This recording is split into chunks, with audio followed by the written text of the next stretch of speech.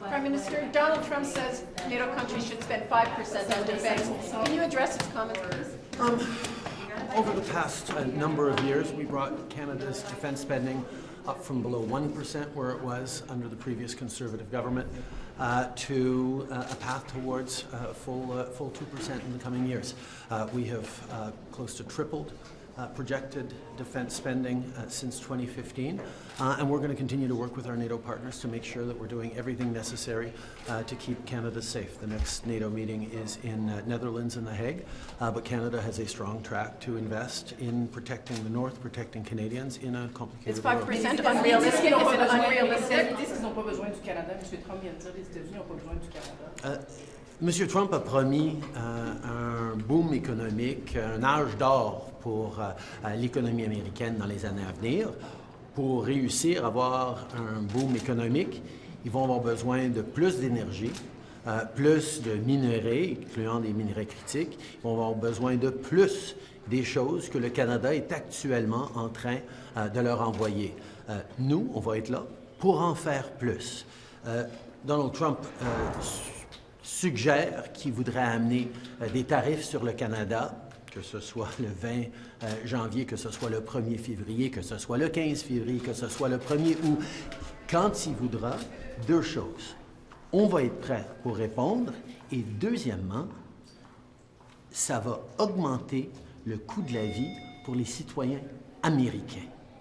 Donc, ce serait une erreur, mais s'il veut absolument aller de l'avant, on va avoir la réponse nécessaire. Mais nous, on travaille pour être là en tant que partenaire fiable, être là pour pouvoir continuer de travailler avec les Américains dans un monde incertain.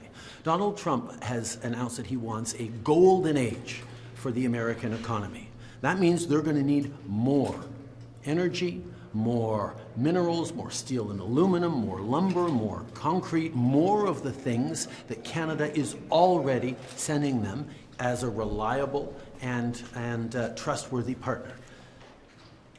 If he does move forward on tariffs on Canada, as he has said, whether it be back on January 20th or on February 1st or February 15th as a Valentine's Day present or on April 1st or whenever he says he's going to do it, as he keeps repeating, two things will happen. One, Canada will have a strong, robust response, because we don't want this, but we will respond if necessary. And two, prices for American consumers on just about everything will go up. And we don't think he wants that. So we're going to be there. He has talked about the border as being a great preoccupation for him. We have highlighted that less than 1% of illegal drugs coming into the United States, less than 1% of migrants going into the United States come from Canada. But we're still investing over $1 billion in strengthening our borders. And as an illustration of what we've been saying all along, Toronto Police and the Border Services Agency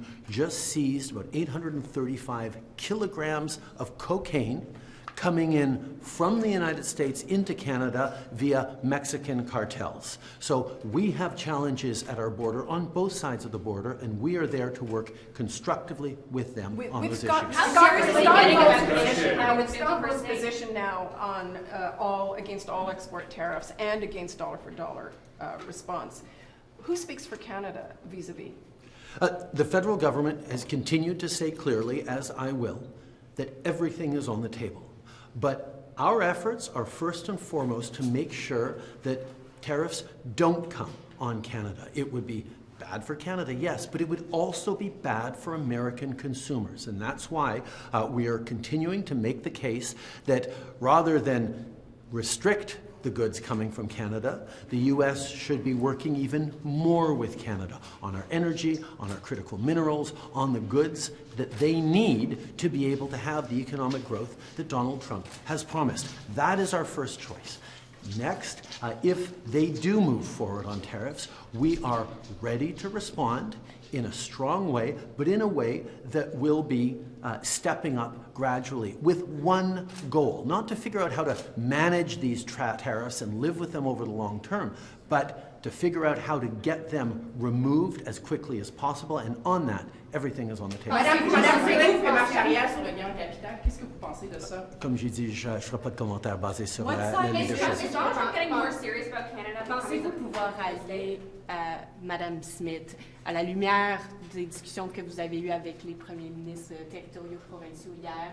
Est-ce qu'il y a un mouvement, une évolution, et avez-vous confiance de pouvoir la rallier? Écoute, depuis les débuts, j'ai reconnu que Mme Smith a un rôle important qu'elle remplit de défendre les intérêts des Albertains, comme tous les premiers ministres doivent défendre l'intérêt de leur propre région.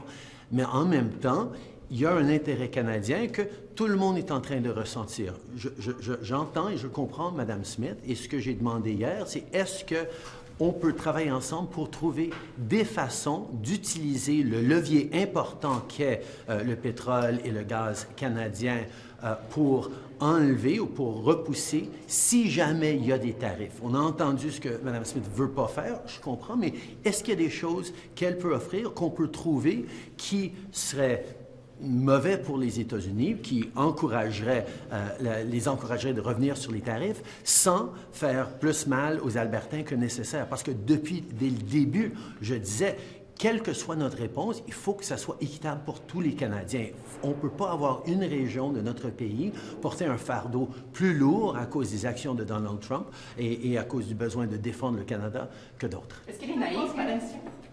Non, elle fait sa job de défendre l'Alberta, mais on veut tous défendre tous les Canadiens. How worried are you that there's cracks in the... Hi, Ms. Freeland. Why is most of Cabinet lining up behind your rival instead of you? Thank you for the question, and I'm really glad to be here today to be meeting with my caucus colleagues. I am so grateful to the colleagues who have been supporting me.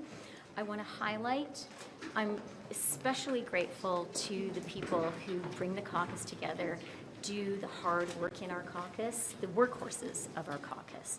I'm really glad to have the support of the current Ontario Caucus Chair, Michael Coteau, the former Ontario Caucus Chair, Jamie Maloney, the Quebec Caucus Chair, Stéphane Lauzon, the Chair of Women's Caucus, Leah Taylor-Roy. And for me, a huge emphasis is going to be reviving the party, reviving the grassroots of the party, reviving a real democratization process in the party. We can never again be in a position where the leader is the only person who decides who the leader is. And I think Liberal Party grassroots members and caucus need to have a greater say in what we do and how we do it. Je suis tellement fière d'être ici pour échanger, pour parler avec mes collègues de caucus. Et j'apprécie énormément l'appui que j'ai reçu de tous mes collègues, mais je veux souligner pour moi l'importance d'appui que j'ai reçu des gens qui sont sur le terrain, qui font le vrai travail pour notre caucus et notre parti.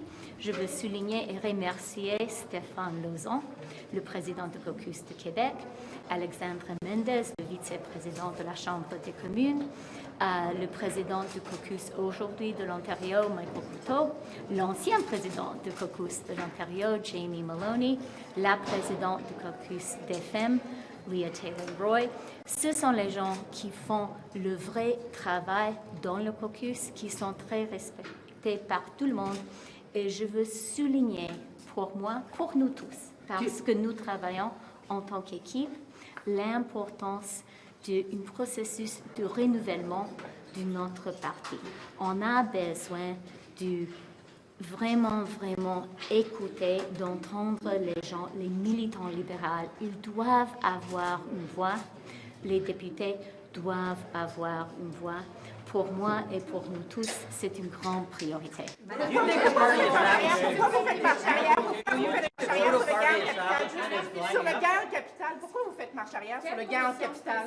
Attendez, sur le gain en capital, pourquoi vous faites marche arrière? C'est difficile d'entendre parce que tout le monde crie. OK, alors... Sur le gain en capital, OK. pourquoi vous faites marche arrière?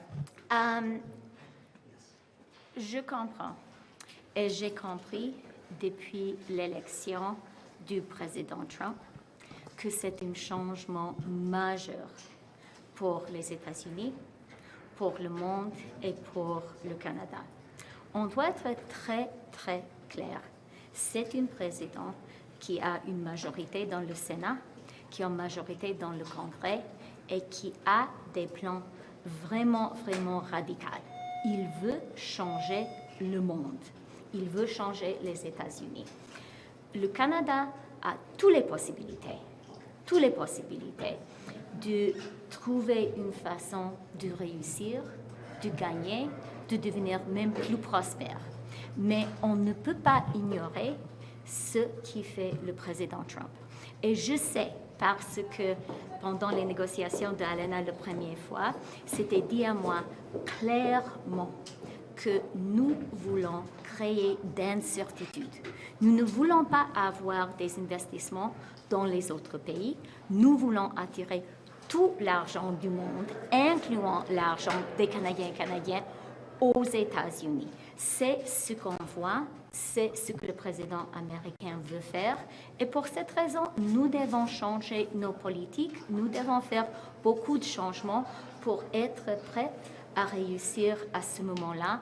Je suis la personne qui peut le faire, je suis la personne qui va le faire, je suis la personne qui est prête à défendre le Canada parce que je suis tellement fière de notre pays magnifique. On va défendre le Canada et ensemble, on va réussir. I hope so, but at the end of the day, it's up to caucus members to decide that. I would certainly encourage my colleagues to wait for the race to get underway a little bit to know what everybody stands for and what we're putting forward. But what I can say is I'm getting calls from people right across the country who are joining the party, sometimes for the first time or rejoining because they're excited about it, about me running. So at the end of the day, it's one member, one vote, and my job as one of the candidates, like all of us, is to convince Liberal members that we're the best person for the job. You see, it looks like a movement of the party establishment to run for Mr. Carney, and you seem to be getting a lot of younger people. Yeah. That kind of leaves Ms. Freeland out in the cold, doesn't it? Well, look, it's up to all of us to convince people that we're the right person for the job. And I have to say, like, I am so buoyed by the support that I'm getting from young people across the country. But, Bob, it's not just young people. I'm hearing from people of every generation, every background who really feel hopeful about the fact that I'm running and feel hopeful for the first time about the future of the country in a long time. And that's something that makes me excited, too. If you're successful, one of your first big jobs will be dealing with President Trump. At Davos, he was talking about the need for NATO spending to go up to 5% of GDP, and also saying if Canada wants to avoid tariffs, just become a state and they go away. How would you handle the Trump administration, especially with that NATO ask coming in now? Well, first of all, Canada will never become the 51st state of the United States. We are a proud, sovereign country, and that's who we are. And there is no doubt in my mind that for every single Canadian, that is first and foremost. And let me be very clear, our sovereignty is non-negotiable, and it will never be on the table. When it comes to NATO, okay, well, the U.S. is not at 5% either. So look, I think we are definitely in a world where we need to make sure that we have adequate defense spending. We are in a whole different geopolitical context than we were even 5 years ago. And so I think this is something that we're going to have to talk about as NATO members in terms of what that means. Canada still has a ways to go when it comes to getting to 2%. We've committed to doing that. But we also need to address some of the challenges in our armed forces. Look, our CAF personnel, they are not paid adequately and sufficiently, and that's one of the issues that we have when it comes to recruitment and when it comes to retention. We also need to address our procurement. One of the things that I would do immediately is appoint a procurement czar, because it takes too long for us to get the defense equipment that we need. And then, of course, we have to have a conversation with our allies about what our Western defense alliance looks like in the face of what are more aggressive actors around the world. So these are things that we absolutely have to be talking about, and I think it's really important for our military personnel to know that if I was the leader of the Liberal Party, if I was the Prime Minister, that I would have their backs because they've had our backs. Est-ce que vous seriez prêt à vous engager pour le 5%? M. Trump en aura parlé ce matin pour que 5%, l'équivalent de 5% du PIB en dépenses militaires. M. Trump doit voir comment les États-Unis vont arriver à 5% parce qu'ils ne sont pas là maintenant. Le Canada est engagé à réaliser le 2%, mais c'est vrai que nous sommes dans un monde différent dans les systèmes dans la manière géopolitique à ce moment. Et il y a beaucoup de choses qu'on devrait faire pour soutenir nos propres forces armées. Ce que je viens de dire en anglais, c'est que notre personnel militaire ne reçoit pas les salaires adéquats. Et ça, c'est un des plus gros problèmes qu'on a pour attirer et retenir notre personnel. Et on doit vraiment changer comment nous faisons le procurement, l'approvisionnement, merci, de notre équipement militaire. Alors, il y a beaucoup de choses qu'on devrait faire pour vraiment soutenir nos forces armées, mais aussi pour protéger le Canada et notre alliance des pays de l'Ouest, faisant face à les menaces que nous confrontons. On party renewal, Ms. Freeland came out today and said that the next Liberal leader, caucus, should have the ability to initiate a leadership review to replace the leader, so the situation that happened with Justin Trudeau doesn't happen again. What do you make of that idea? Well, look, the Michael Chong bill is something that caucus decides. When we were elected in 2015, that was something that caucus chose.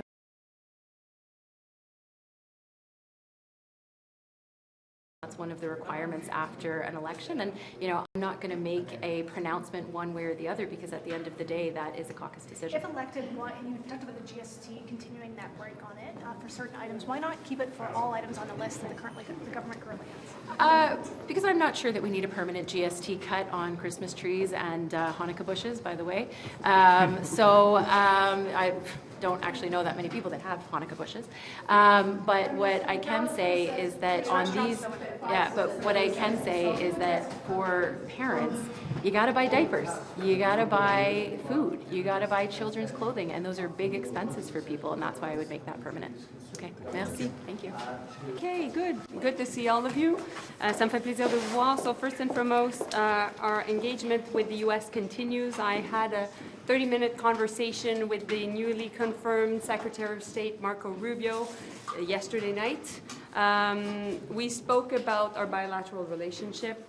Of course, I raised the threat of tariffs against Canada, and I made the case not only to defend Canadian jobs, but to clearly say that this would have an impact that would be hurting Americans themselves. We will participate in the process that is highlighted in the executive order that was signed by President Trump on Monday. And we both agreed on meeting next week, so I'll be heading to Washington next week to meet with Marco Rubio and to further the conversations. Of course, in the context of that meeting next week and that trip next week, I will be meeting other key Republican senators. This will be my 5th visit to the U.S. and meeting the Trump administration since the election. So the work continues. Juste en français, notre dialogue avec les Américains se poursuit. J'ai eu hier un premier appel avec le nouveau secrétaire d'État américain Marco Rubio. J'avais déjà eu l'occasion d'avoir une rencontre avec lui au mois de décembre, que je ne vous avais pas parlé, mais qui était importante pour justement faire une introduction auprès de lui. J'ai bien entendu soulevé notre relation bilatérale, mais aussi la menace de tariff contre le Canada. Et j'ai fait, bien entendu, j'ai défendu notre cause. J'ai fait état à quel point ça aurait des impacts certainement sur les emplois aux États-Unis, mais ça ferait du mal aux Américains aussi. Je lui ai également dit que nous allions participer au processus qui est prévu en vertu du décret qui a été signé par le président Trump lundi dernier. Et puis, on s'est entendu pour se voir la semaine prochaine. Donc, j'irai à Washington la semaine prochaine. J'aurai l'occasion de rencontrer aussi d'autres sénateurs républicains influents. Ce sera ma 5e fois que je vais aux États-Unis pour rencontrer l'administration Trump depuis leur élection. Ça me fait plaisir de répondre à vos questions. Ms. Joly, I'm wondering what you make of the split among premiers who disagree with the federal government's strategy, Smith and Moe. Who speaks for Canada in all of this? Are you concerned that now you have 2 provinces pretty much offside? Well, I think it is a moment of unity. I think Canadians have no time for partisanship right now. They just want us to be united. They just want us to make sure that we are there to defend Canadian jobs. There's a lot of anxiety out there. There's a lot of fear. And so it is time for political leaders, may you be NDP, may you be Conservative, may you be Liberal or Bloc, to work as one. And I think that when it comes also to some premiers, what I've seen based on my conversations with them has been we want to be constructive. We understand that Alberta jobs are important, as Ontario jobs, as Quebec jobs. It's not a competition. We can all work together to make sure that ultimately we face together this existential threat against our economy and against workers. Are Americans confused by the mixed messages that they're getting from Canada? What I'm seeing in Washington is that not a lot of people are aware of tariffs, and Canadian tariffs in particular. I think that, we think a lot about the U.S. The U.S. doesn't think necessarily about Canada that much. And a lot of things are happening right now in Washington. President Trump is signing many, many different executive orders. Lots of things are still in transition. The Secretary of Commerce is not even confirmed yet. The only member of the administration that is working on this file that has been confirmed is Marco Rubio. And so we will be continuing to work with him. What did Mr. Rubio say to you when you mentioned, like, if you hit us with tariffs, we're going to respond and it's going to affect U.S. consumers? Well, he understands that not only this will have an impact on Americans, but this will have an impact on how the U.S. engaged in the world. With their friends. And that will have an impact geopolitically. He's the Secretary of State. He's in charge of having lots of relations with many countries around the world. I also talked about the importance of standing up against China together. And Rubio himself has been very hawkish against China. So I think that we have a good interlocutor to be able at least to talk to and to be constructive with. That's my job as the top diplomat in the country, to make sure that I create these relationships. And we now have a process, and the process is clearly highlighted by the executive order. There will be lots of rhetoric. We will hear a lot of different versions coming from south of the border. We need to put our head down, we need to be united, and we need to defend Canadian jobs. Justement, quand vous avez parlé avec M. Rubio, puis que vous lui avez parlé de se tenir debout face à la Chine, est-ce qu'il y a une réceptivité, vous avez senti une réceptivité à, comme quoi ils auraient besoin du Canada pour faire affront à la Chine, et prend quelle forme cette réceptivité-là? Je pense que Marco Rubio est un politicien d'expérience qui a été capable de faire l'unanimité dans sa confirmation au Congrès. Il a 99 sénateurs qui ont soutenu sa confirmation versus 0. Donc, c'est une personne avec qui je peux avoir des conversations, qui peut certainement être ouvert aux nouvelles idées, être ouvert aussi à trouver un partenariat gagnant-gagnant. Maintenant, il n'est pas la seule personne dans l'équation, on le sait. Et donc, mon travail va être de travailler avec lui, de travailler avec le secrétaire au commerce qui n'est pas encore confirmé, Lutnick, de concert avec mon collègue Leblanc, et de travailler avec la Maison-Blanche. What should Carney say or do about Bill 21? When it comes to Bill 21, I'll talk to you about my own position. My own position, right, or supporting him? well, my job right now is to take care of the Canada-U.S. relationship. And when it comes to Mr. Carney, I have a lot of respect, and I've endorsed him, and I've sent a clear message to my base and to my organizers and to my volunteers to send a signal. But folks, I've told you, I'm not running in the leadership campaign because I need to take care of the Canada-U.S. relationship, and trust me, this is taking full time of my agenda. Now, when it comes to Bill 21, to your question, no surprise, I'm against it. I've said that years ago when the legislation came up. And I've been also clear on it when it comes to the Supreme Court of Canada. If the Supreme Court was going to hear the case, we would be intervening. And again, they just said that they would be hearing the case, so no surprise, we will be intervening. En français? Ben, il n'y a pas de surprise. Moi, je suis contre la loi 21. Je l'ai dit à plusieurs reprises. Donc, les gens de ces quartiers-villes, les gens à travers le Québec ne sont pas surpris par rapport à ma position. Maintenant, on a aussi dit que si la cause allait aller en Cour suprême, on allait intervenir. Alors, encore une fois, il n'y a pas de surprise. Why are so many ministers lining up behind Mark Carney and not your former deputy prime minister? It was a difficult choice. I have a lot of respect for all three candidates. I thought that it was important because of the threat that we're facing when it comes to the U.S. tariffs, that we have somebody that has been able to weather big crises such as the 2008 crisis and also the Brexit crisis.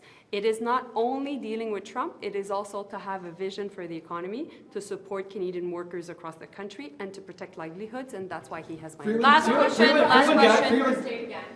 Freeland guided to Canada through the first NAFTA renegotiations and also was the finance minister for several years. Are you saying she doesn't have what it takes to guide Canada through the new Trump administration and have a vision for the economy? I think she did a great job during CUSMA, and I've had a lot of I have a lot of respect for my colleague Freeland, and I really hope that we can continue to work together as we are all working on making sure that we can weather the storm that is coming from the U.S. Canada afford the 5% on NATO?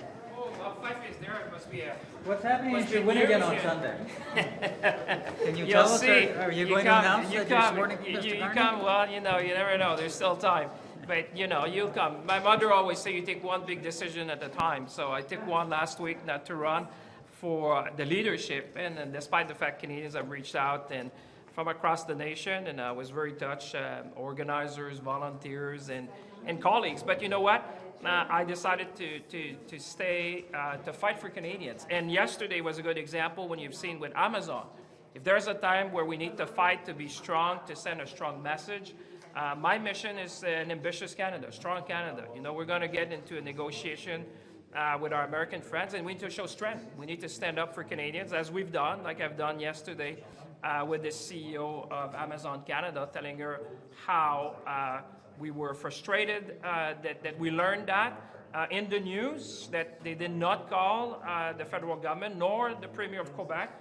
We're talking about 1,700 jobs in Canada, 7 sites, and I said, this is unacceptable. This is not the way to do business in Canada. And you know what? We need to have that kind of tone. This is a new world. When, as the Prime Minister said, when we're talking, the President Trump, when I was at the Capitol, talked about the golden age in America, if it's good for the United States, it should be good for Canada because we have integrated supply chain. And as he said, there cannot be tariffs without consequences. There cannot be tariff without impact.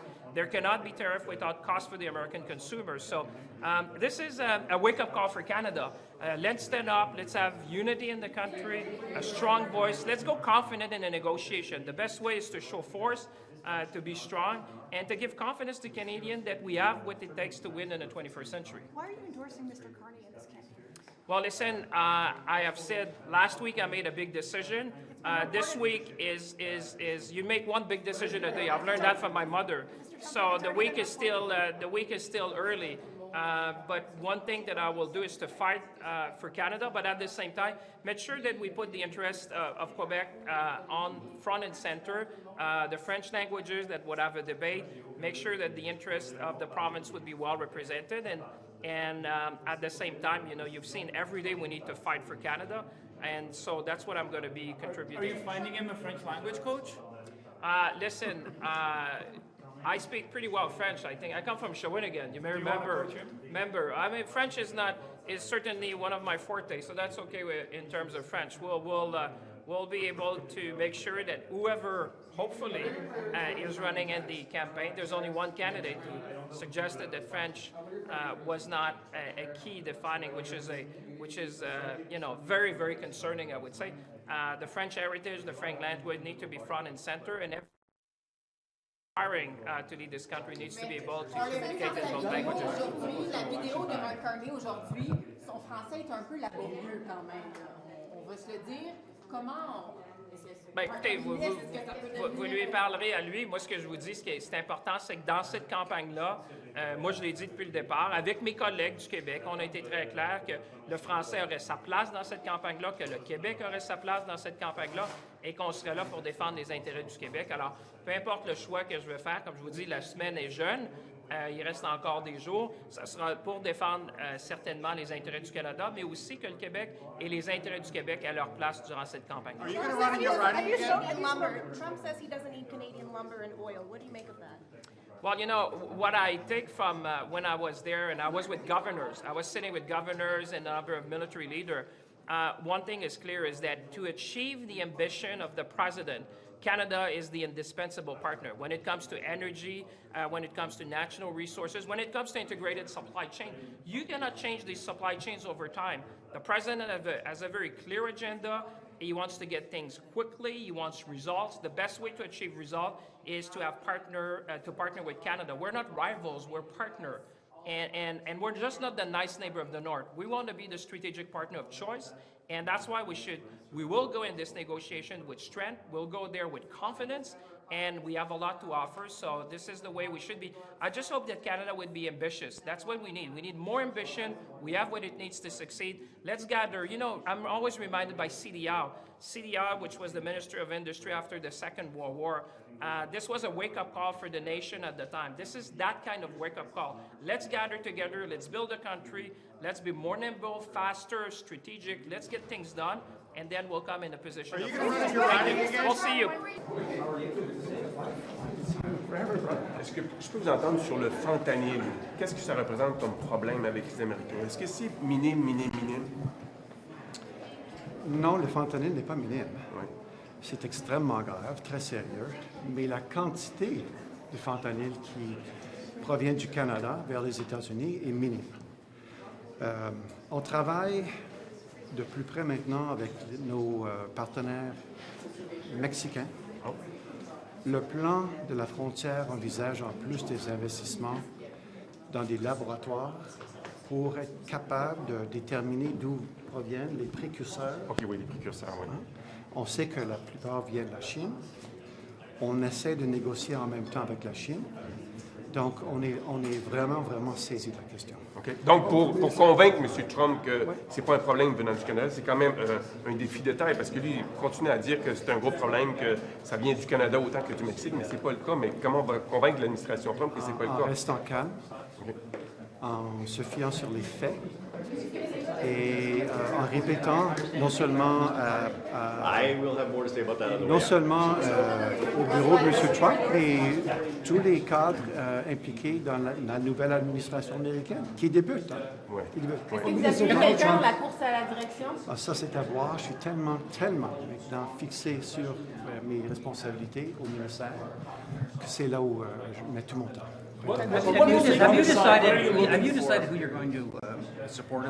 What I've decided to do is to absolutely bear down on the border plan and to meet every single test that we have here domestically and might be forthcoming from the United States, Bob. So that's what I'm really focused on. Minister, Donald Trump at Davos is saying that for Canada to avoid the tariffs, they could just become the 51st state, not even mentioning the border in his comment to the World Economic Forum. Just where does that thing stand now for Canada with Trump kind of like seemingly throwing out the pretense of the border security? We should take that seriously, but that's not serious. Nice. Thanks, everybody. Thanks, everybody. Any clarity from the U.S. administration about a potential deadline for tariffs? As you know, we're working with the February 1st deadline, and we are also understanding that report on continental trade will come out around April 1st. So we are ready at all times with our tranches of counter tariffs should it be necessary. But as I've said, we need to think of this as a marathon, not a sprint, and we need to maintain an even and steady keel. And that's exactly what we will be doing. What kind of non-tariff responses might Canada do? Think about defense spending and defense procurements. We know that it is extremely important to ensure that we are meeting the NATO targets, and that's exactly what we set out to do in the Defense Policy Update this year. We know that it's important to continue to fortify NORAD. That's why I announced when I was Defense Minister $40 billion in defense spending to fortify NORAD. So that's just one example. There are others, reinforcing the border, where we've put down $1.2 billion, helicopters, drones, and the like. So I'm really looking at... What about in terms of reciprocal retaliation, but not through tariffs? Again, it's a hypothetical right now, So Hardly. Your whole government's preoccupied by it. we are preoccupied, but we are waiting for the indication as to what the U.S. approach would be. And I'll say there are numerous conversations that are occurring, including I'll be going down to the U.S. Soon to meet with my counterpart, and multiple ministers have done so. So the dialogue has started, what I'm saying. The 5% target that Trump today said NATO allies should reach. What do you make of that? Is that a realistic thing? Canada will be definitely considering those words, and we will continue to look at how we can accelerate defense spending and look at how we can accelerate the speed of defense procurements. Pouvez-vous réagir à ce que M. Trump a dit aujourd'hui sur justement le 5% en défense, puis aussi le fait qu'en gros, il a dit on parle du pétrole, des trucs du Canada. Qu'est-ce que vous dites là-dessus? Ça, c'est un enjeu, bien sûr, mais en même temps, on doit considérer comment est-ce que nous pouvons accélérer nos dépenses sur la défense et aussi nos approvisionnements sur la défense. Et j'ai eu des conversations avec mes homologues comme des autres ministres dans ce gouvernement, et nous voyons qu'il y a beaucoup de possibilités pour nous. Comme le gouvernement canadien, nous continuons d'accélérer nos approvisionnements, nous continuons d'accélérer nos appuis aux frontières.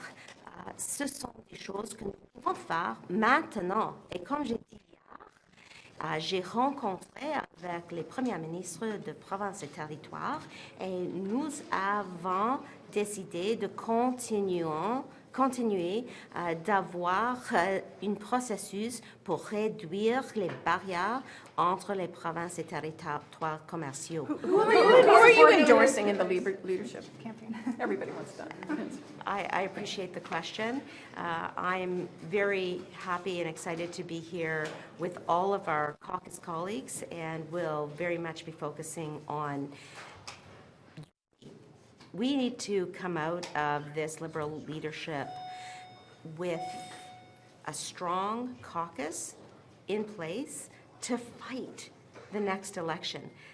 That's the most important thing, because we know that what we're fighting for are programs that help families, that help children, that help the elderly, so who's your and the unity candidate? Most vulnerable in our society. That's why I ran for public office, so and that's what I'll continue to do. But do you need more support, or is the Trump response more important? Who's your unity candidate? Actually, I'll just say that one of the reasons I chose not to run for the leadership is that we really need to focus on the response to the United States right now. And you can see that the issue relating to internal trade, reducing barriers inside our own country to trade and commerce, is fundamentally important, especially at this time. And the Prime Minister has charged me with that responsibility as Minister of Internal Trade. And so that's what I'm focusing on. That's a response to the global crisis that we are in. The fact that all premiers and the federal government are at the table to have that conversation is fundamentally important. We're having an urgent meeting next week to hammer out some of the details relating to reducing interprovincial barriers to trade and commerce, and we will take it from there. The timeline is short, but the work is so important. So stay tuned on that. Thank you. Ministre Virani, why do you want qui a été largement adopté par l'Assemblée nationale. Comme vous le savez, c'est de la responsabilité du gouvernement canadien, lorsque la Cour suprême se prononce sur des enjeux aussi importants, de fournir son point de vue. Le gouvernement canadien est responsable de l'application de la Charte des droits et libertés. Et lorsqu'une discussion de cette importance arrive à la Cour suprême, et avec des résultats qui vont être pertinents pour l'ensemble du pays, c'est la responsabilité du gouvernement canadien de préparer un mémoire et de le déposer pour aider la Cour suprême, qui est évidemment indépendante, à prendre les bonnes décisions. Qui vous allez appuyer dans la course à la direction du Parti libéral, monsieur? Moi, je laisse le temps aux candidats et à tous les candidats de se présenter. Je leur laisse le temps aussi de présenter leur plateforme en travaillant avec eux d'ici là pour m'assurer que dans leur plateforme, la présence des Québécois et du Québec soit solide. On a besoin d'un Québec fort pour renforcer le Canada à tous les égards, y compris dans le contexte de ce qui se passe au sud de la frontière. Donc, d'ici 2 semaines, peut-être, vous allez annoncer vos couleurs? On va voir comment les choses vont. Pour l'instant, elles vont très bien. Les choses s'accélèrent, évidemment. Il n'y a pas beaucoup de temps. Et moi, je laisse la chance à tous les coureurs de se présenter à la ligne de départ. Et ensuite, maintenant, je vais aller avec eux pour m'assurer qu'ils comprennent très bien l'importance de donner toute la place au Québec et aux Québécois. Sur la loi 21, spécifiquement, ma compréhension, c'est que vous voulez que chacun des candidats s'engage à avoir la même position que le gouvernement avait, c'est-à-dire d'intervenir au niveau de la Cour suprême quand il y aura des audiences. Un, les candidats sont libres de penser et de dire ce qu'ils veulent. Deux, les candidats étant libéraux, on imagine qu'ils vont s'inspirer des valeurs libérales, y compris des valeurs de justice et de liberté qui sont incarnées dans la Charte canadienne des droits et des libertés. OK, merci beaucoup. Merci beaucoup. Vous pensez de la décision de la Cour suprême qui va entendre l'appel de la loi 21? Je crois que c'est extrêmement important. C'est une décision qu'on a attendue. Et ce qu'on a écouté, ce qu'on a appris ce matin, c'est que le fait qu'il y aura une audience devant la Cour suprême pour étudier, pour régler la situation qui touche la loi 21. Ce que je peux souligner, c'est comme j'ai mentionné à plusieurs reprises, c'est que lorsque ça arrive au niveau de la Cour suprême du Canada, on sera là, comme le gouvernement du Canada. C'est une situation qui a été présentée par les peuples québécois eux-mêmes. Ils se plaignaient contre une loi provinciale. Maintenant, leur plainte a commencé au niveau de Cour supérieure, Cour d'appel, et maintenant ça touche... Qu'est-ce que vous répondez à Paul Saint-Pierre Plamondon qui dit « Mêlez-vous de vos affaires, le gouvernement fédéral, c'est une loi québécoise, mêlez-vous de vos affaires ». Qu'est-ce que vous lui répondez? C'est que la réponse est très simple. C'est que maintenant, lorsque ça arrive à la porte du Cour suprême du Canada, lorsqu'ils disent qu'il y aura une audience concernant tel ou tel projet de loi, c'est pas juste une conversation provinciale, c'est une question nationale. La test pour leave to appeal, c'est effectivement une question d'importance nationale. Ceci dit, avec une question qui est importante en termes national, c'est une conversation nationale où il faut être impliqué comme gouvernement du Canada. Parce que l'audience et la décision va avoir des implications sur les chartes et sur les droits protégés sur la charte, sur l'égalité, expression et religion, qui va influencer et impacter tous les Canadiens à n'importe quel côté de ce pays. Monsieur Virani, juste avant, donc, est-ce que vous voulez que tous les candidats à la chefferie du Parti libéral du Canada proposent de faire, comme vous venez de dire, d'intervenir une fois que la Cour suprême a ses audiences? Est-ce que c'est ce que vous cherchez chez un candidat? C'est une très bonne question, mais ce que je veux souligner, c'est que je suis le ministre de la Justice et procureur général, mais aussi je suis une libérale. Le Parti libéral a créé cette constitution-là. C'était créé par le père Trudeau. Le Parti libéral toujours est là pour défendre la Constitution et la Charte canadienne. Donc, je présume que n'importe quel candidat pour le chefferie du Parti libéral du Canada va continuer notre appui comme une parti et comme un gouvernement pour défendre et protéger les droits qui sont dans la Charte canadienne. Ceci dit, égalité, religion et expression. Yes. Yeah, just can you clarify in English, though? When the federal government intervenes, what are the arguments that you want to see it bring there? Is it only on the use of the notwithstanding clause, or are you going to argue the basis that the secularism law itself is unconstitutional? Yeah, so I'm not going to sort of lay out right here now sort of the nature of what our factum and what I our don't materials want your will look legal like. arguments. I want the gist of what you're saying to the court and the country. Yeah, and what I will say to you and to the country through you is that I'll say now what I've said all along, which is that when you get to the level of the Supreme Court of Canada and they're granting leave to appeal, what that means is that they think this is a matter of national importance. When it's a matter of national importance and there's a national conversation about interpreting charter rights that will have an impact right around the country, we are going to be there. And what we're going to do when we're there is we're going to defend the charter that we helped create over 40 years ago. And that includes giving a fulsome interpretation to rights that relate to equality, rights that relate to expression, rights that relate to religion. It's very important to be there because now we're having a case that's going to impact all Canadians. Will you not say just that the people in one escape province. clause shouldn't override those particular rights? What I'll say to you is that we've already said in Parliament on many occasions is that we have significant concerns. I, the Prime Minister, our Cabinet, our government has concerns about the preemptive use of the notwithstanding clause. The idea about a dialogue between Parliament and the courts has existed for a long time in terms of jurisprudence and in law. Professor Hogg talked about it at length before he passed. What we're doing by participating in that court process that will take place just down the street is participating in this dialogue. And I think it's important for a number of reasons because there are other people who presume to take the highest levels of power in this country who spend most of their time attacking that court and undermining that Right, institution. part of that Constitution is the escape clause. Are you going to argue that the escape clause should not override those equality rights that you just spoke of? We're going to talk about the important rights under the Charter, the rights of equality, the rights of religion, freedom of religion, freedom of expression. We're going to talk about how they should be interpreted in the context of the usage of the norm. Why are you supporting Chrystia? Look, Chrystia Freeland is the best person to take on Donald Trump. She's a fierce defender of Canada. She left a lucrative job in New York to come and fight a contested nomination, and then ran in a really hard by-election and won. And she's won every election since, and I really think it's important to understand caucus. And look, we need a leader who can hit the ground running on day one, no training wheels required, and that's Chrystia Freeland. Why is most of the cabinet not agreeing? Mais en ce qui concerne Chrystia Freeland, on a besoin de quelqu'un qui, la première journée, peut commencer le travail et donner les résultats. Et avec la menace de Donald Trump, qui est vraiment sévère pour notre économie et notre futur en tant que Canadiens et Canadiennes, c'est très important qu'on a quelqu'un qui sait comment faire face à Donald Trump et gagner le jour. Et ça, c'est Chrystia Freeland. Why is most of the cabinet not endorsing her? Why is most of cabinet endorsing Mark Rafi, that's a Carney? question you can ask individual cabinet ministers and caucus ministers. I've been very clear.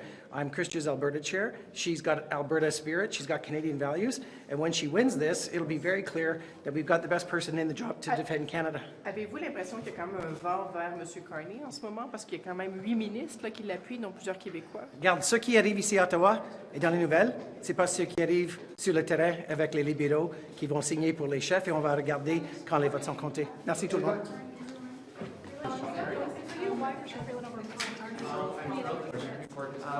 For me, Chrystia Freeland has the experience we need at this time. I was her parliamentary secretary when we did steel and aluminum tariffs, and I watched the way she handled that, and I had a huge privilege of working with her, so I've seen her up close and personal. I also, I think she has the grit and the fortitude, and I think she's able to do that. So I think our number one issue right now is Donald Trump. Number two issue is Canadian confidence in the whole government system. I think she has an idea of what was wrong in the last government. She can fix some things. Mr. Carney has a lot of support from ministers who have a lot of organization and fundraising experience who can really rally a lot of people. I'm very Do you have any concerned concerns about about issues her on like that front, which doesn't have the same and the level of essential organizers and nature of fundraisers from the minister's side, pandemic cabinet at least? preparedness. So H5N1. I ran the ex officio campaign for Michael Ignatieff. We had 75% of the ex officios, all of those people, and we lost to Stefan Dion. It doesn't mean a thing. Absolutely doesn't mean a thing. And as well as in Brack. People in Gatineau and across Canada are telling me they want a coherent vision for economic growth, one that supports opportunities for all Canadians in every corner of this country. I believe Mark Carney offers us the best hope. So why, can you explain why most cabinet ministers are jettisoning their cabinet colleague, Ms. Freeland, for Mr. Carney? Is it because people don't like her, or is it because she stuck the knife into Trudeau, or is it because she's running away from the record of the government? Well, let me just say I have a profound respect for Chrystia Freeland and her contributions, and indeed her candidacy made mine a very tough decision. She is a strong woman. She has a very clear vision for the country as well, and I look forward to watching that unfold as well. Monsieur McKinnon, le fait qu'il n'y a pas de candidature ténor, disons, qui vient du Québec, est-ce que ça vous inquiète et pourquoi, dans ce contexte-là, vous vous tournez vers Monsieur Carney? Moi, je pense que je peux parler au nom des Gatinois. Je pense que les Gatinois voient en Mark Carney quelqu'un qui offre une vision renouvelée pour le Canada, dont une vision pour la croissance économique. Et permettez-moi aussi d'indiquer qu'à la lumière des commentaires de M. Poilievre hier, où il va limoger des dizaines de milliers de fonctionnaires dans ma circonscription, je pense que M. Carney représente aussi quelqu'un qui croit en la possibilité d'un gouvernement du Canada très, très fort, avec évidemment des fonctionnaires qui sont à la tête. Quelle offre spécifique il peut avoir pour le Québec?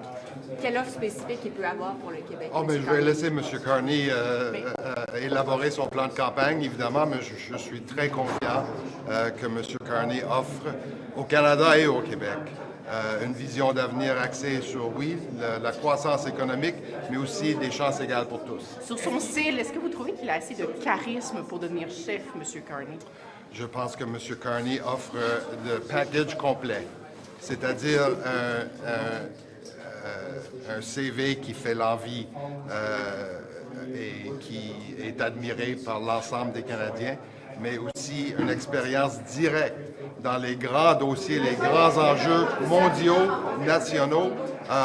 Donc, je ne peux imaginer quelqu'un qui soit plus prêt à assumer le poste de premier ministre que Mark Carney. Pourquoi vous pensez qu'il ne s'est pas présenté avant, M. Carney? Il y a eu des offres multiples de se présenter pour mettre sa face sur le poteau. On ne l'a jamais vu, sa face sur le poteau. Là. Ben, avant, je trouve ça difficile de spéculer sur ce genre de questions. Would you run under Mrs. Freeland or Mr. Carney or Ms. Gould for that matter? I am running in the next election in Gatineau. Should Mr. Carney run for election whether he becomes the leader or not? I'll let Mr. Carney speak to all of those plans, and I'm sure he We'd will love have to hear answers for from all him. of He's in hiding right now. He will have answers for all of those What do you questions. think his hopes are against Pierre Poilievre? Because that's ultimately where this is Oh, I think Mr. Poilievre will be, who's a redoubtable debater, let's agree, and who's someone who's perfected the art of the quip and the one-liner. He's a tough opponent, but I think substance wins. Merci, M. Merci, dans la course à la chefferie. Mark Carney. Pourquoi?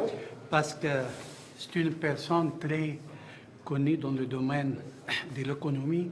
C'est la seule personne au monde qui a dirigé 2 banques centrales, le Canada et la Grande-Bretagne. Il possède aussi, si vous regardez son CV, il possède un CV extra important et je pense pour notre problème économique, pour l'affordabilité, pour améliorer la vie des Canadiens, c'est la meilleure personne. Mais est-ce que le CV, c'est assez? Parce que quand on écoute M. Carney, il y a certaines personnes qui trouvent que, bon, c'est peut-être pas nécessairement la personne la plus charismatique qui soit. Qu'est-ce que vous pensez de ça? Moi, je pense, j'ai écouté M. Carney parler. Vraiment, je vois le degré de responsabilité de ce gars. Et j'ai compris de lui, il comprend très bien les enjeux de Québec. Et ça m'intéresse énormément aussi. Merci beaucoup, M. Merci. Freeland, for you, why Ms. Freeland over Mr. Carney?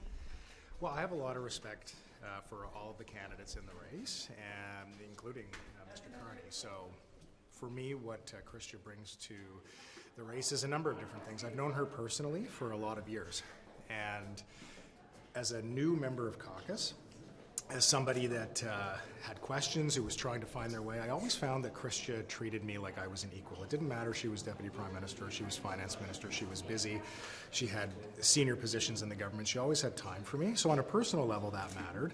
But it became clear to me during the evolution of my relationship with her that she is somebody that understands Manitoba.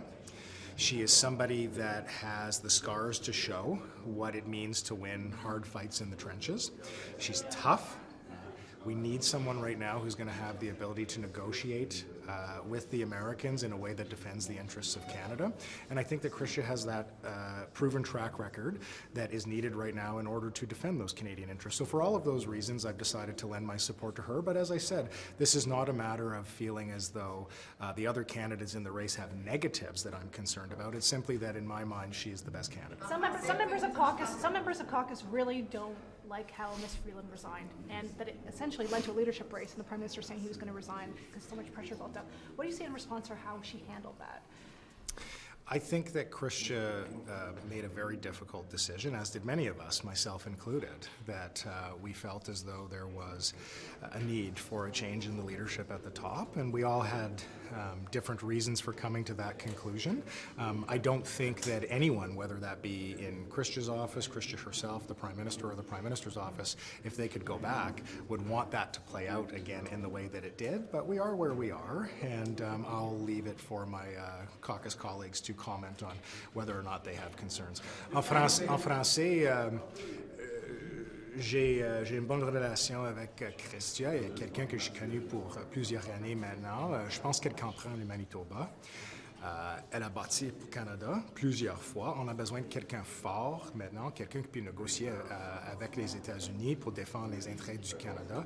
C'est pas que j'ai un problème avec M. Carney ou les autres candidats. Je pense qu'ils sont tous forts. Ils offrent quelque chose unique chacun, mais pour moi, au cause de mes expériences avec Chrystia, elle est quelqu'un que je pense être le meilleur choix pour être le chef du parti. Ben, how is it, though, like as a member of caucus, Ms. Freeland is now walking away from backtracking on promises that she stood up and full-throated defended as a minister and had all of you guys defend.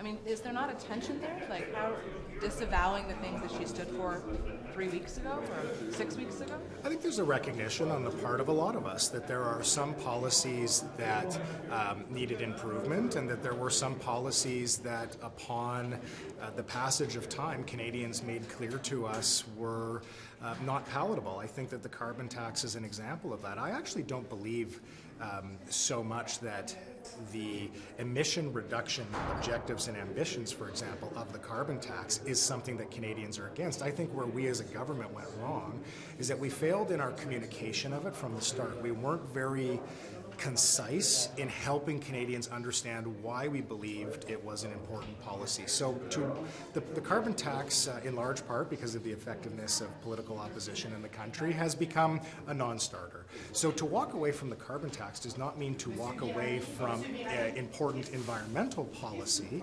It simply means that there's a recognition that if you do not have the political support necessary from the people, then you aren't able to accomplish the benefits of those policies.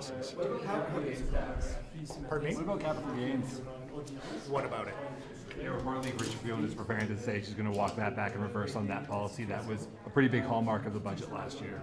Yeah, I think part of the reason that the capital gains changes were brought in was because we were trying to find a way to finance some of the commitments that we had made. But I think that over time there was a realization that perhaps we need to dial back a little bit on some of that spending. And I think that there's a recognition that if we are in the process of tightening that fiscal belt and constraining things, that means that we don't have a necessity to find that revenue from other areas, which means that perhaps that capital gains tax change is not necessary as we pursue that different option. Going into these meetings, what are your priorities? What do you want to push on the agenda?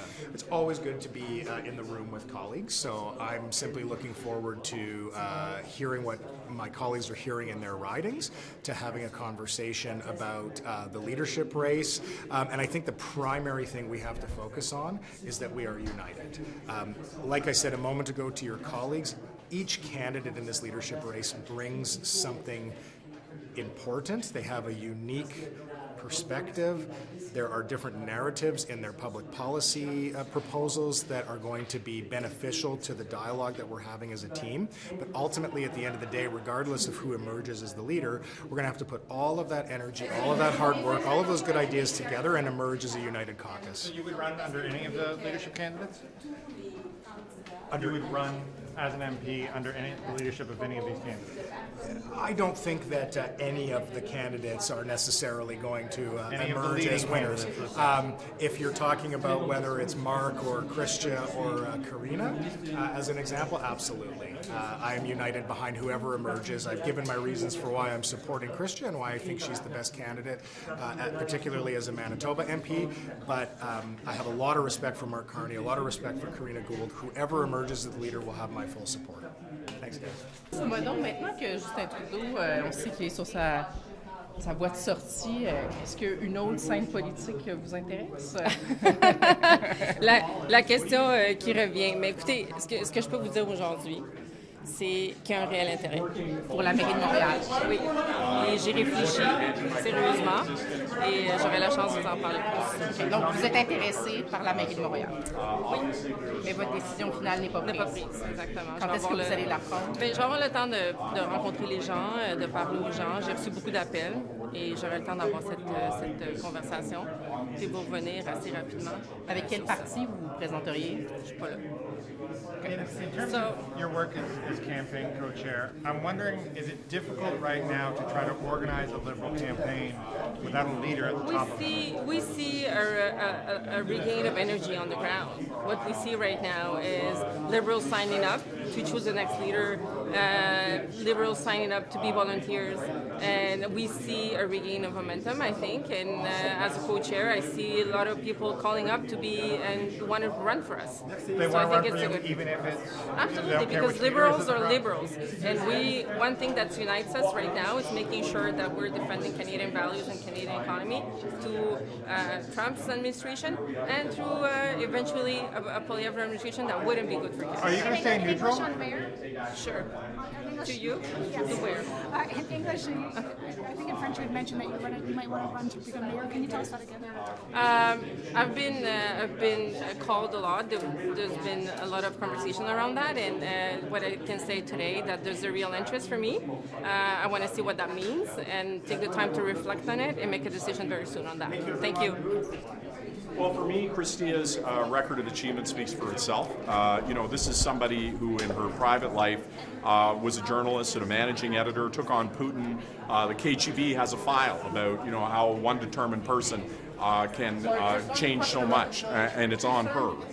And I've seen that same force and that same will as she fought for Canadians during NAFTA and other issues.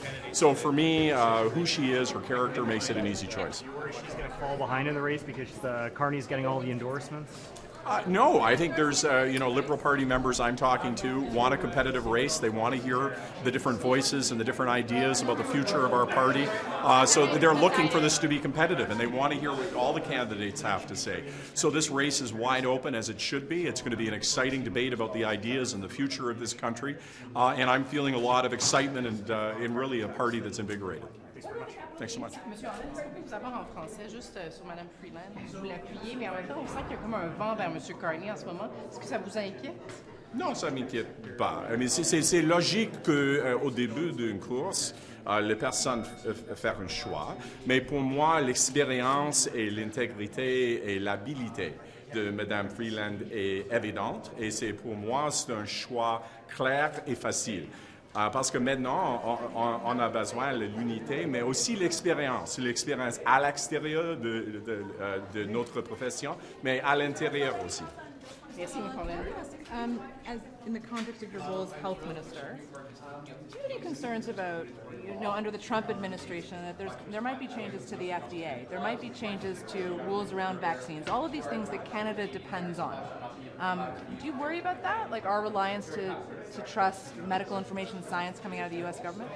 I think it's incredibly important, more so now than ever before, to rely on science, data, evaluation, and evidence. And so all of our conversations have to be deeply rooted in that.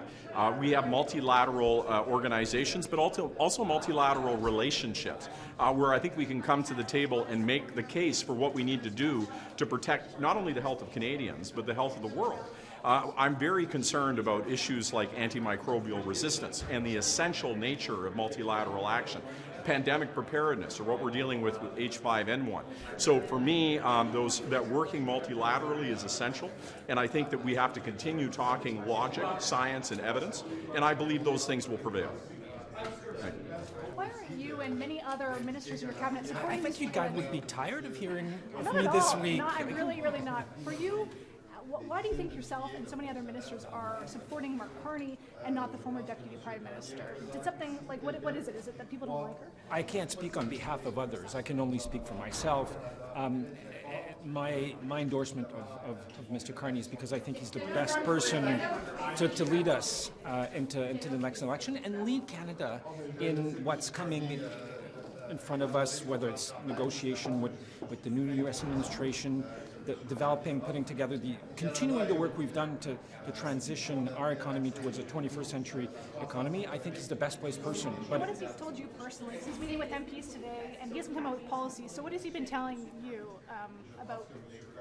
We've had some conversations, but I didn't have to speak with him to know what his vision is. I've been following his career for many years. We've worked together at the United Nations together, so I've known him and I trust him and I have great faith in his abilities. Karina Gould has said that she won't get rid of the carbon tax, she would just freeze it. So what does that say, that you're the main defender of the carbon tax? You're going to back a candidate who's potentially going to get rid of it? I haven't seen that comment from my colleague, Minister Gould. Thank you. Excusez-moi.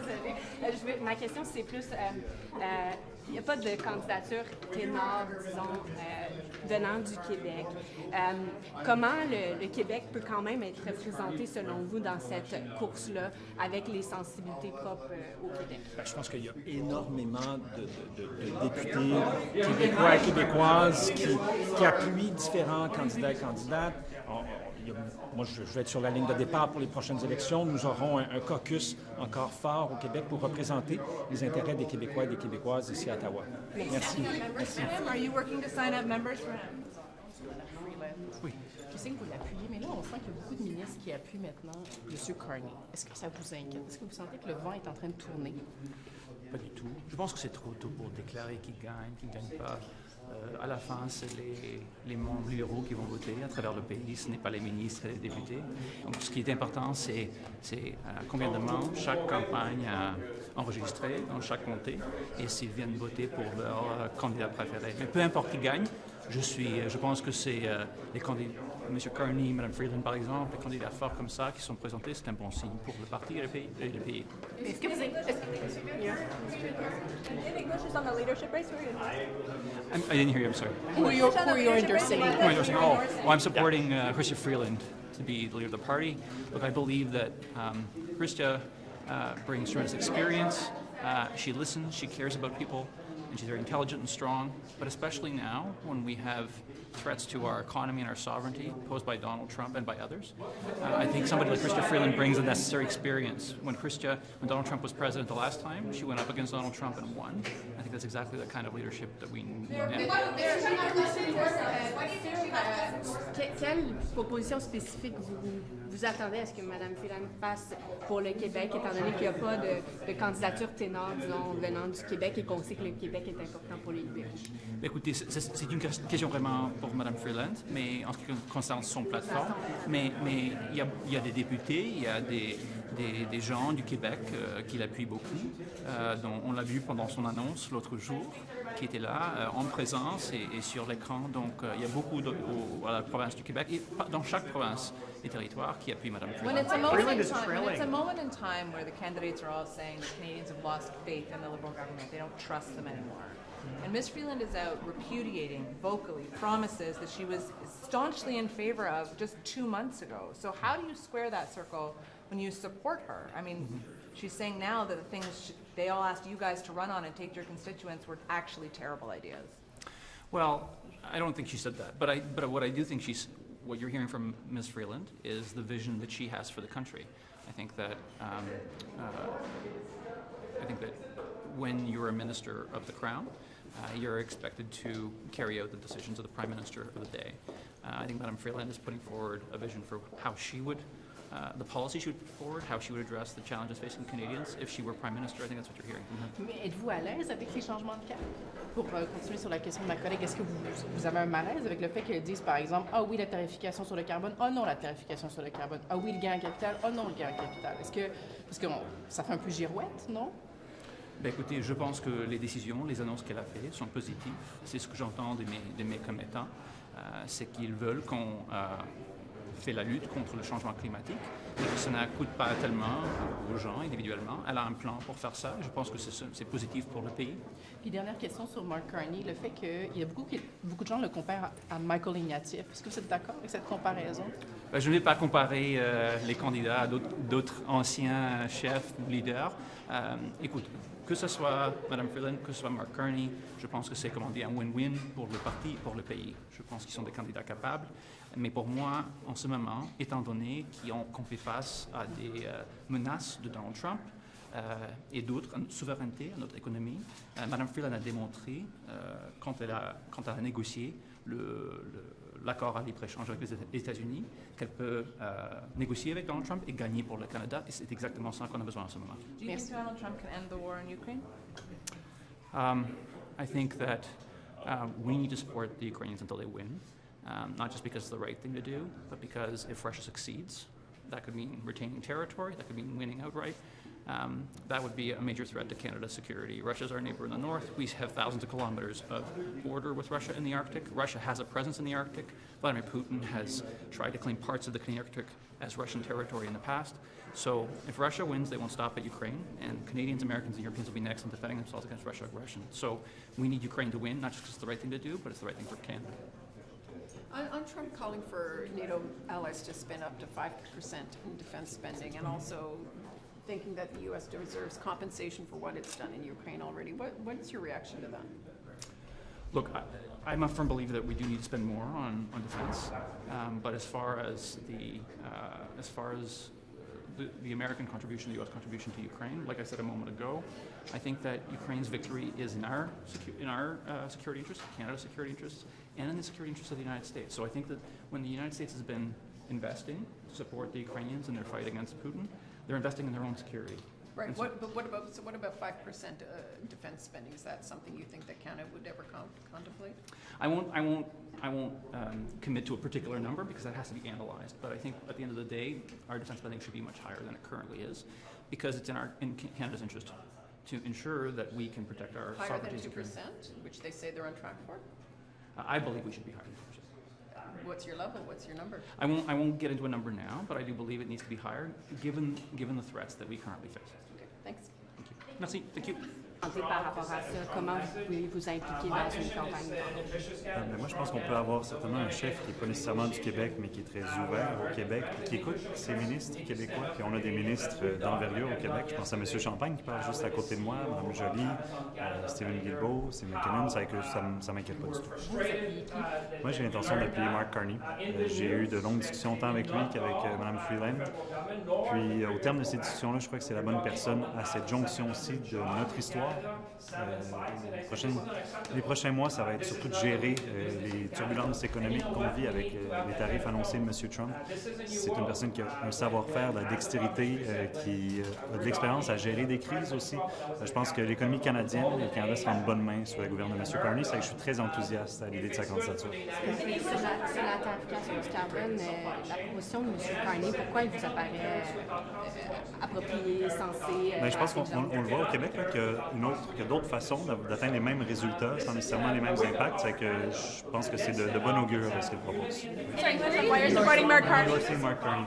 Because to me, he's the right leader at this junction in our party and in our country to steer us through the turbulent times that we're facing economically. He's demonstrated that he's got the experience. And I also, having talked to him, he's got the kind of humble leadership that I appreciate in a leader. Est-ce qu'il est assez terre à terre pour parler à monsieur, madame, tout le monde dans une campagne? Parce que c'est un ancien banquier, puis c'est un peu ça la critique que certains formulent à son égard, c'est que, oui, il a peut-être une connaissance très, très macro de l'économie, mais pour parler à monsieur, madame, tout le monde dans l'épicerie, c'est peut-être pas la meilleure personne.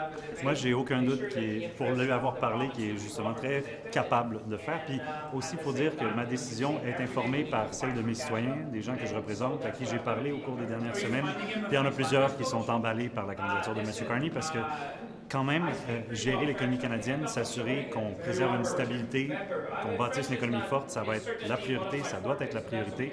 Puis je suis aussi confiant qu'il va pouvoir amener une certaine rigueur budgétaire intéressante aussi.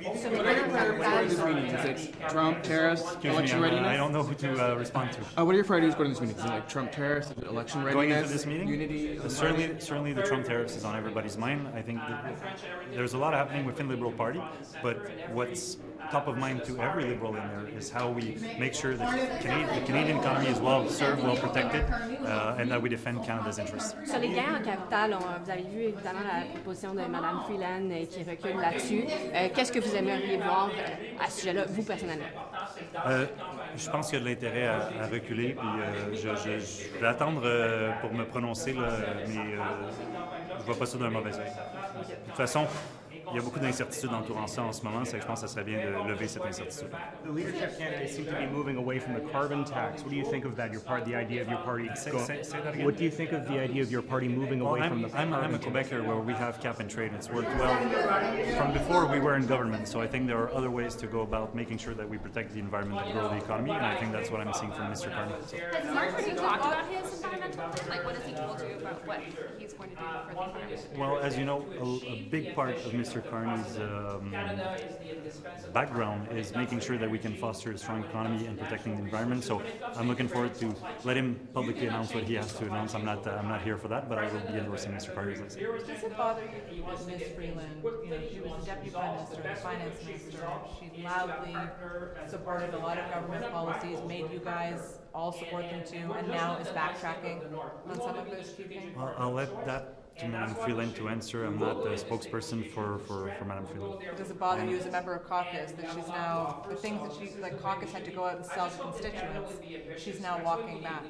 Well, I was always comfortable with the price on pollution. That's not the issue, but there are other ways that we can go about achieving the same results without a price on pollution. So I think those are fair arguments or fair ideas to share. And I think the leadership race is an opportunity also for Liberal Party to offer a renewed vision. So I think that's part of it.